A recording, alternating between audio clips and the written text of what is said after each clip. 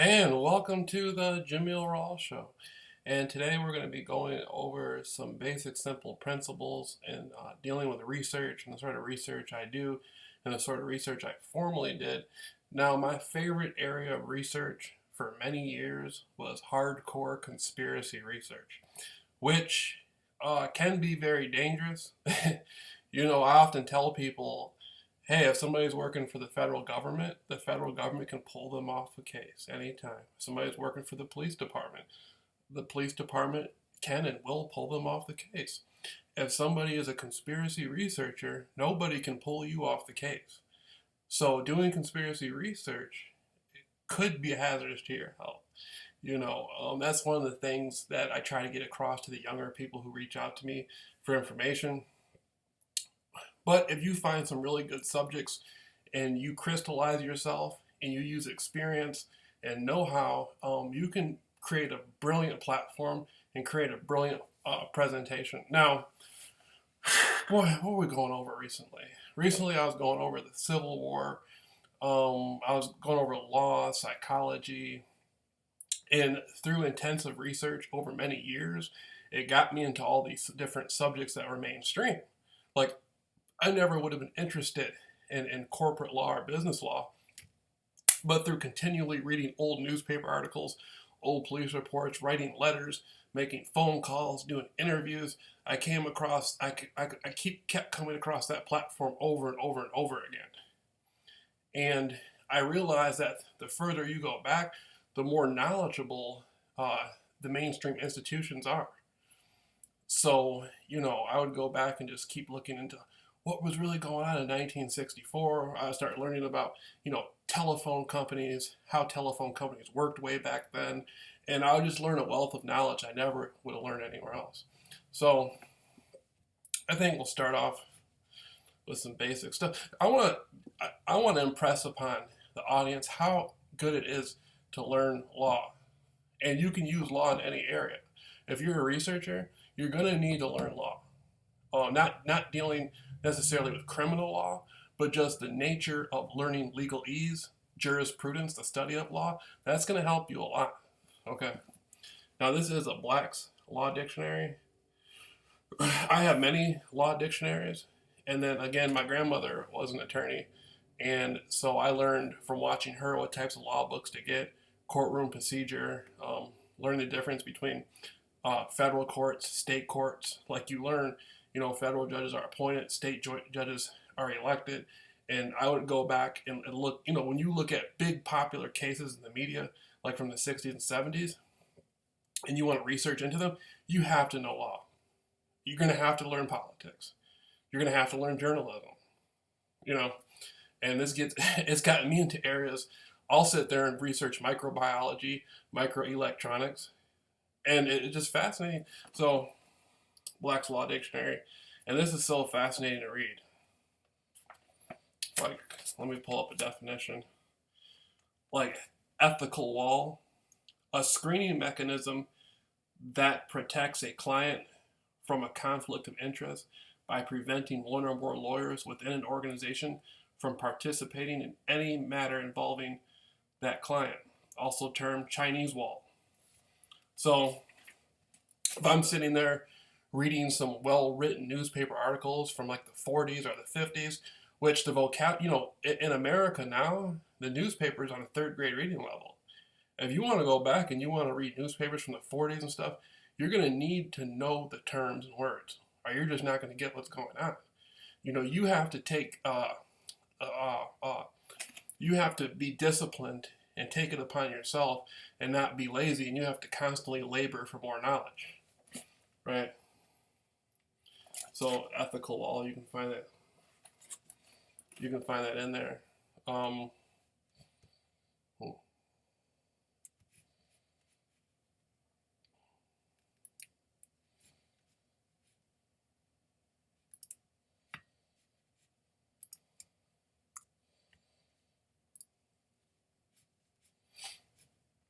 Then recently, I gave a presentation about the Knights of the Ku Klux Klan, and I was educating on how the Knights of the Ku Klux Klan formerly came from a group called the Knights of America.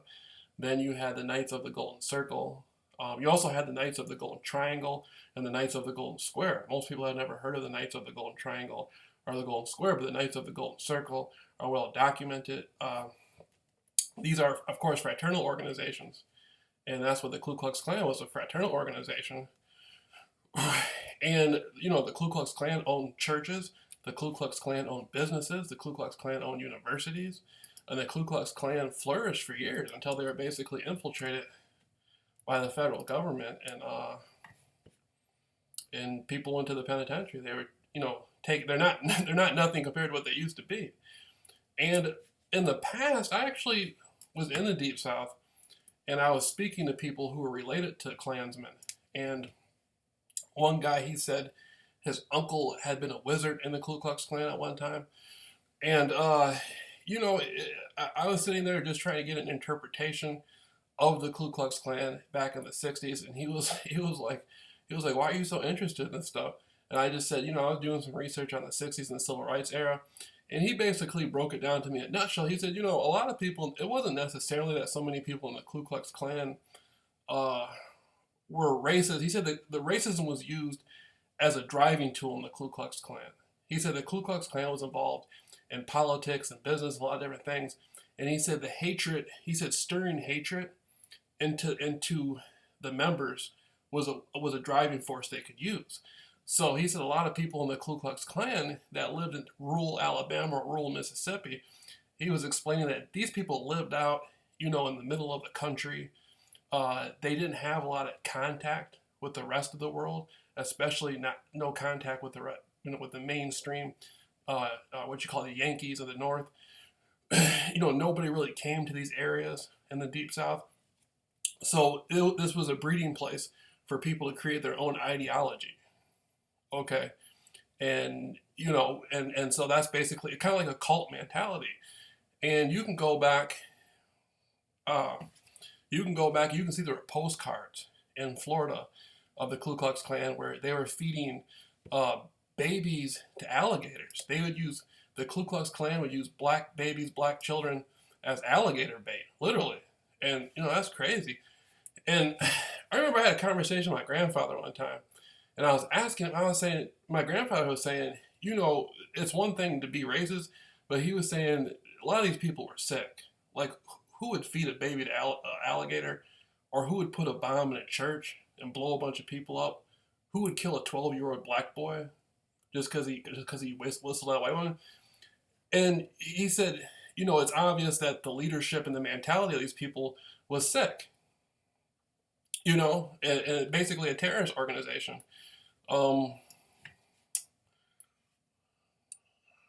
Michigan in Michigan, there was the Ku Klux Klan wasn't just in the Deep South. Like when you talk about the Knights of the Golden Circle and the Confederacy, like there's articles right now you can look at dealing with Muskegon, Michigan, dealing with the gold of Hackley. Was Muskegon founded on the Confederacy's gold? How did the Confederacy gold get up to Muskegon, Michigan? This deals with the Hackley Bank with Lake Michigan. They're finding gold. You know, they're looking for gold in the bottom of Lake Michigan. You know, Muskegon has a lot of cool stuff. There's tunnels under Muskegon. Like there's a tunnel that goes under Laketon Avenue. A lot of people don't know about. But the Ku Klux Klan was burning crosses in Michigan publicly up until the 1920s, 1930s in Grand Haven, Michigan, which is the Coast Guard capital of the country. If you go down, which is a beautiful area, if you go downtown to the pier, across from the pier, there's a little island. And, you know, I grew up around a lot of younger people in the area. They had no idea. The population is mostly young, white, preppy, you know, people. And they had no idea that the Ku Klux Klan was burning crosses on that island up until the 20s and 30s. And I had a conversation with my history teacher about it one time, and my history teacher used to get in some interesting debates. My great uncle served in World War II. He fought the Germans. He helped liberate a Nazi concentration camp. My grandfather was in the Korean War. He retired as a colonel in the United States Air Force. My father was in the Marine Corps. You know, I got a lot of military people in my family. So, and I've always been interested in the United States military historically. And I used to talk to my teacher, and my teacher, he said, I have to teach the curriculum that the high school gives me, but we would talk privately, me and my high school teacher, and he said, yeah, the Ku Klux Klan was in Muskegon. The Ku Klux Klan was definitely in Michigan, and there's photographs you can see in Grand Rapids where the Ku Klux Klan was having parades in Grand Rapids. Uh, Very interesting stuff, and a lot of people don't know this, that there was actual real Nazis in Muskegon, Michigan. There was a salary farm on Getty Street during World War II, when the Germans were getting low on rank. They would start recruiting anybody they could. Like the Hitler Youth was the first up to go. You would see 10, 11-year-old boys on the front line in Germany fighting the Russians and stuff, and they'd have old men. The Nazis would have old men fighting for them, and I mean, you can go back and look at the pictures. I'm not exaggerating. And a lot of these younger guys and children and older people came to Muskegon as POWs. Like in America, in America back then, you had the Japanese POW camps, which weren't even a threat to the United States. They were just arrested, almost like the Gestapo was doing in Germany and put in internment camps. The Germans were put in internment camps and sent to Muskegon, and there was a salary farm in Muskegon on Getty Street, and the Germans did labor there. Also in North Muskegon, there was Germans who went to a labor camp. And the Nazi Party, the German Workers' Party, that's one of the most fascinating research subjects I look at. You can learn so much information from researching Germany and World War I and World War II. I mean, intellectually, the Nazis had a lot to offer, extremely. A lot of people go back in World War II and they just focus on the Holocaust. It was a horrible thing. But if you go beyond the Holocaust and you really look at the economic situation in Germany, Nazi church politics, Adolf Hitler never would have gotten to office had it not been for the Catholic Church. The Catholic Church allowed Adolf Hitler in office. And this is mainstream knowledge. There's books being written about it right now. You can go to Barnes and Nobles and read about this stuff. But, okay. So going back, I don't want to get too far off topic. Okay, going back to the Civil War, the Ku Klux Klan. The Ku Klux Klan was a fraternal organization, but also prided themselves as being Christian. And they were trying to, a lot of the jargon behind it seemed like they wanted to return to the old Protestant ways, in which George Washington, the founding fathers, founded the country on. These guys were probably heavily involved in the Prohibition, liquor sales.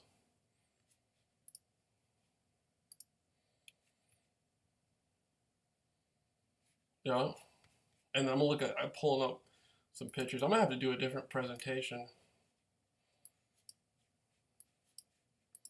than this in the future so I can get more pictures. But the Ku Klux Klan, membership growing, Klan meets regularly. The Ku Klux Klan, the KKKs are busy.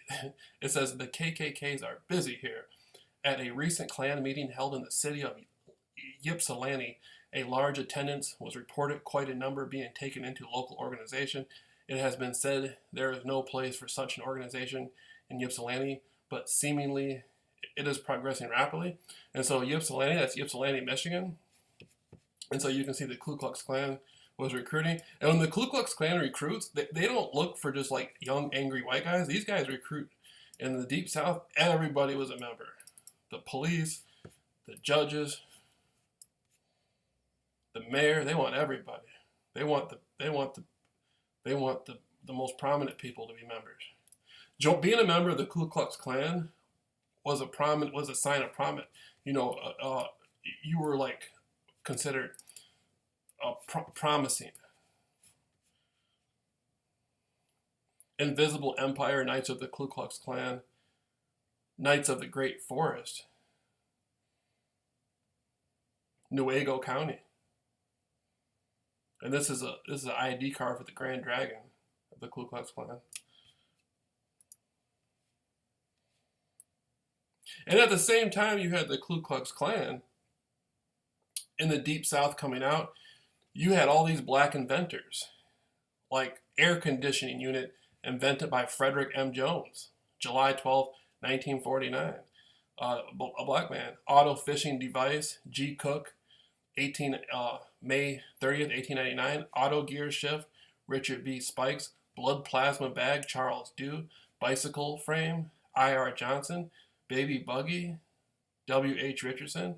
Cable TV blocking device, Joseph N. Jackson, and he made that in 2000.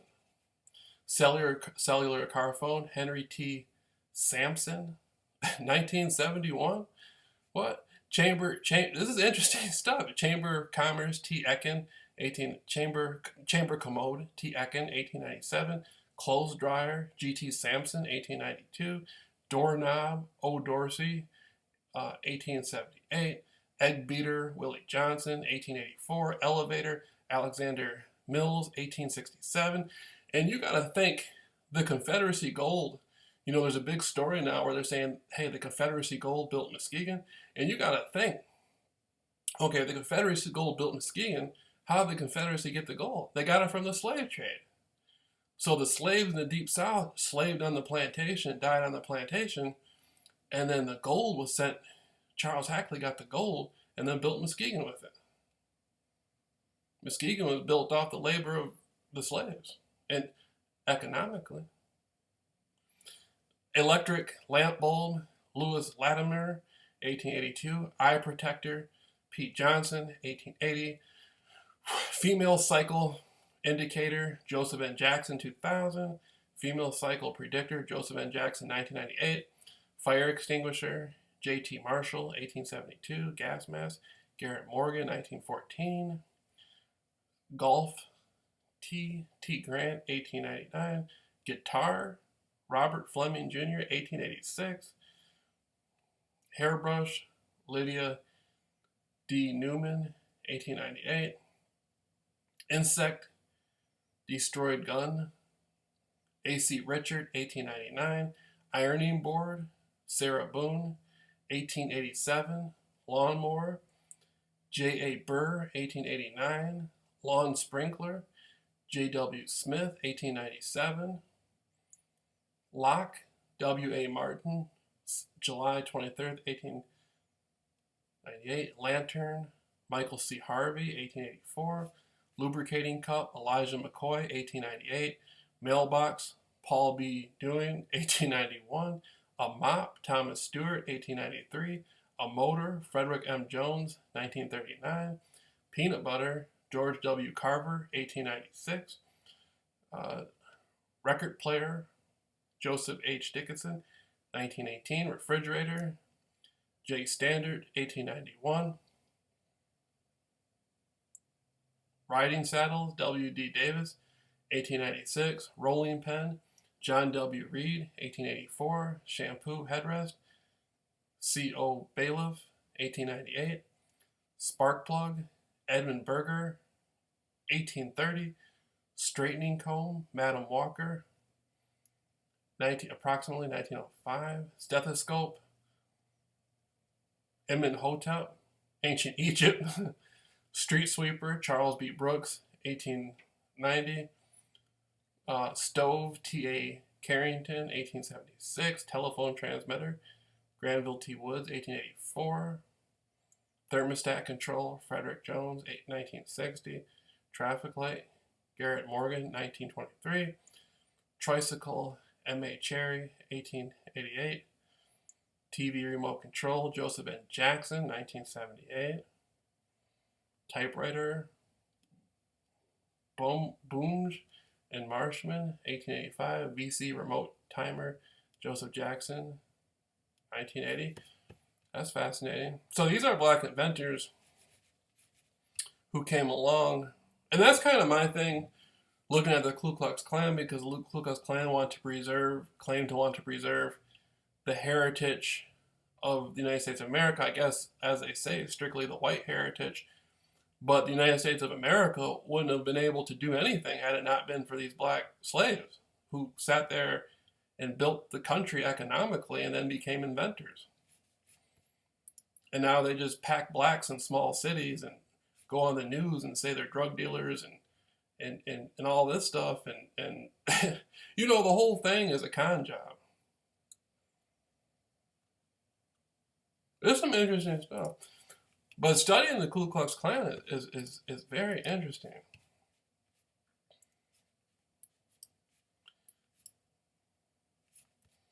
Let me get some. This is an interesting article. America's Young Movement, Slaveholders, and the B'nai B'rith. I put a link up for this on one of my last videos. This gets into the leaders. This gets into Albert Pike, key Confederate general and later co-founder of the Ku Klux Klan. The spread of the Knights of the Golden Circle, the B'nai B'rith, spread along the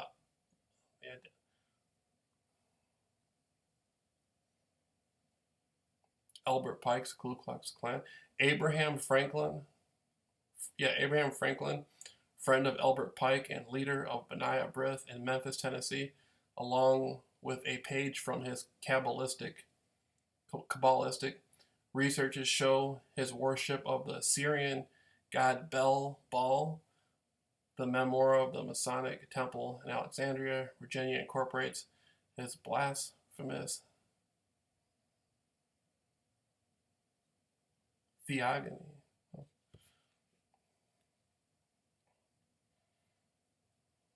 Civil War is one of the most interesting times in America.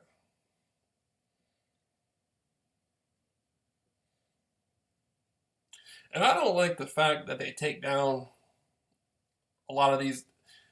I don't like the fact in today's world that they take down the Confederate statues. Or I think they should leave everything the way it was. Because nobody's going to know the history of the country. I don't think they should try to cover it. I think they just leave everything wide open, let people study it and research it and find out what was going on.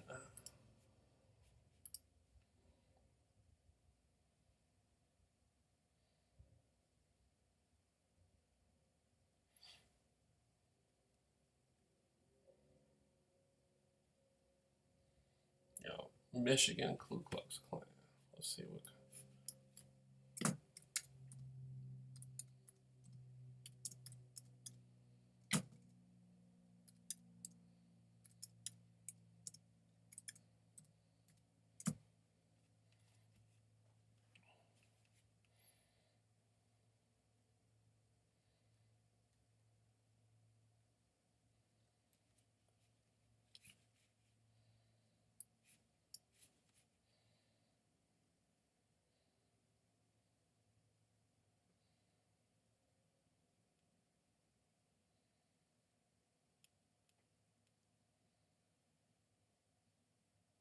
Yeah, the Ku Klux Klan.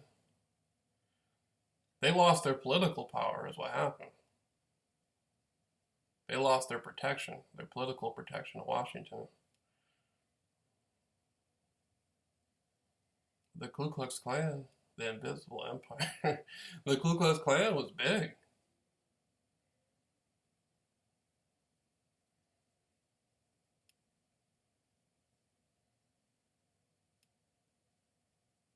All over the country.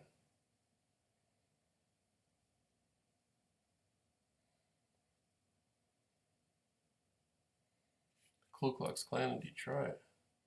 Proving the Ku Klux Klan is not an exclusive aberration of the South, Detroit News photographer Old Robertson attends a Dearborn Lily White suburb Klan meet charts.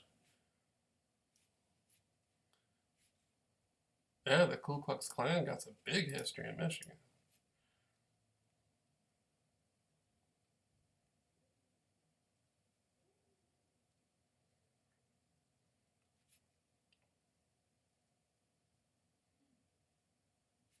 Ku Klux Klan, anti-Jew, anti-Negro, anti-Catholic, anti-foreigner, anti-labor. I like this stuff. I like people. the thing about the Ku Klux Klan I respect is at least these, I mean, they wore white sheets on their face, but at least these people in their doctrine and their literature, at least they said it how they felt. At least they let you know how they felt. You have to respect that to some degree.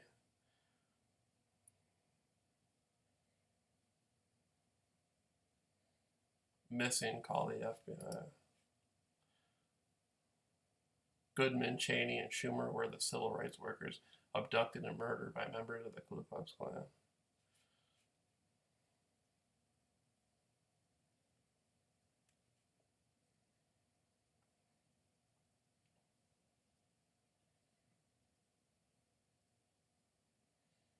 That's why I think all black people living in the inner city should read law books.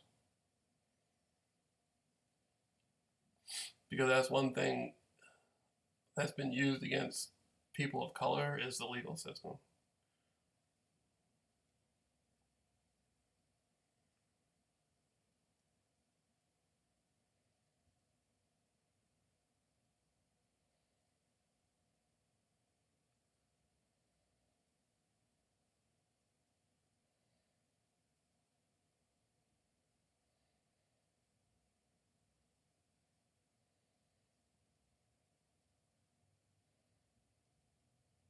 Says Ku Klux, not anti-Jewish, anti. This is interesting stuff on the JAMEEL RAWLS show.